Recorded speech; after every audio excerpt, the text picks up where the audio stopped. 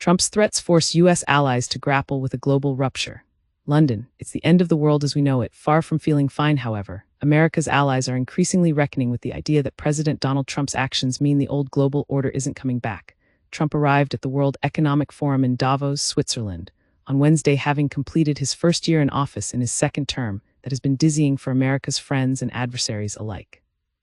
But the past few days have jolted Washington's allies, now urging each other to adjust to a new reality in light of his aggressive campaign to take control of Greenland.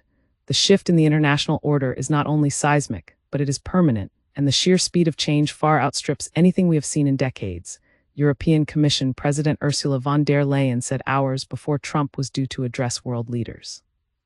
We now live in a world defined by raw power, whether economic or military, technological or geopolitical, she told lawmakers Wednesday in Strasbourg, France. And while many of us may not like it, we must deal with the world as it is now.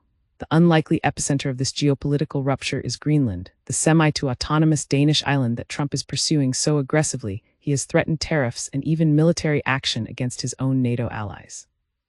If the post-war rules-based international order was already fracturing, many now see this US-led world rapidly unraveling with every leaked text exchange and artificial intelligence to generated territorial claim. It's not just the Europeans. In a speech likely to go down as a historic address, Canadian Prime Minister Mark Carney gave perhaps the starkest articulation yet of what he called a rupture, not a transition in the geopolitical landscape. No, the old order is not coming back. We shouldn't mourn it. Nostalgia is not a strategy, he bluntly told an audience in Davos on Tuesday. Great powers, he said, have begun using economic integration as weapons, tariffs as leverage, financial infrastructure as coercion, supply chains as vulnerabilities to be exploited.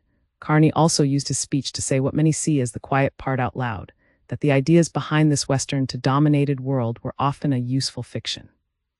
The U.S. and its allies have often applied a selective version of these rules, exempting themselves when convenient, he said. Sifting through the rubble of World War II, Western powers established multilateral institutions such as the United Nations, the International Monetary Fund, and the North Atlantic Treaty Organization. Generally, American governments accepted that investment into these projects would pay dividends in global influence, protecting American interests abroad. The result for the U.S. and Europe is what remains the world's most tightly enmeshed military, economic, and cultural bond. They have the world's largest bilateral trading relationship, worth around $1,966 trillion. This means more than $5 billion of goods and services effectively cross the Atlantic Ocean every day, comprising 30% of the world's trade. While Europe relies heavily on U.S. might, with American troops, equipment, and nuclear missiles stationed at bases across the continent, it's also true that European components are vital in American military gear, such as the Norwegian-made missiles and British ejector seat aboard the F-35 fighter jet. For some European officials and experts, Trump's conduct has irrevocably changed the dynamic of this bond. Some have attempted to use deference and even flattery to counter Trump's hostile policy and rhetorical overtures. There seems to be a growing acceptance that has not worked. If the U.S. used military force to oust Denmark from Greenland, NATO would effectively be finished as a concept. The president says he needs control of the island for national security, to prevent Russia and China from seizing it, though his claims have been rejected by European officials and many analysts. The White House did not immediately respond to a request for comment from NBC News on the comments from von der Leyen, Carney, and others, but Trump's threat of tariffs has already shaken Europe. Until now we tried to appease the new president, Belgian Prime Minister Bart de Wever said during a panel discussion at Davos. But now so many red lines have been crossed that you have to choose yourself to respect. Being a happy vassal is one thing.